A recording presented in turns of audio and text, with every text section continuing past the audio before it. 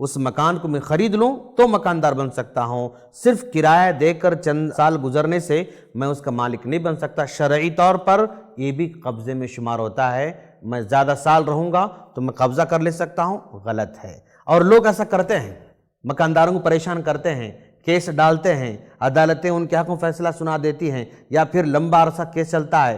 تو آج لوگ جو ہے کسی کو مکان کرایہ پر دینے ڈر رہے ہیں، اس وجہ سے کہ بھئی اگر یہ 2-4 سال رہے گا تو قبضہ کر لے گا، اس لیے ہر سال کرایہ دار کو تجدید کیا جاتا ہے۔ تو یہ سب لوگ پریشان کرتے ہیں، اس لیے ایسا کیا جاتا ہے۔ لہذا شرعی طور پر، اسلامی طور پر آدمی کتنے بھی سال رہے کسی کے مکان میں، وہ اس کا مالک نہیں بن سکتا، وہ کرایہ دار ہی رہے گا، اگرچہ کہ 100-200 سال سے بھی رہا کیوں نہ ہو۔ تو اس طریقے سے بالکل پیسے لینا تو جائز ہے نہیں، مطلب اس کی تو دعا بھی قبول نہیں ہوگی مطلب۔ جی ہاں بالکل، یعنی میں کرایہ دار ہوں اور جو ہے میں ہٹنے کے لیے پھر پیسہ مانگتا ہوں، ہٹنے کے لیے پیسہ مانگتا ہوں، تو یہ بھی حرام ہے۔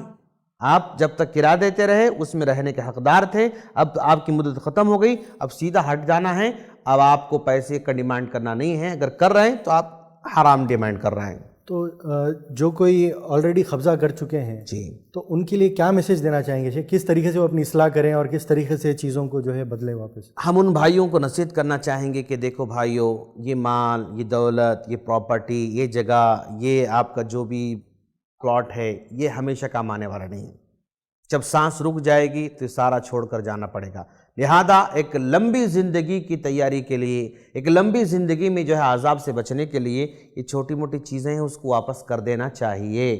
اگر یہ واپس نہیں کریں گے، کل قیامت کے دن وہاں پر حشر کے میدان میں جو مظلوم ہیں ان گریباں کو پکڑے گا اور پھر وہ لے لے گا، یہاں تک کہ اس کے سارے اجر ختم ہو جائیں گے، نیکیاں ختم ہو جائیں گی، ابھی بھی جو ہے لوگ باقی رہیں گے، تو تب ان کے گناہ اس کے سر پر ڈال دیے جائیں گے اور پھر جہنم کے حوالے ہو جائے گا۔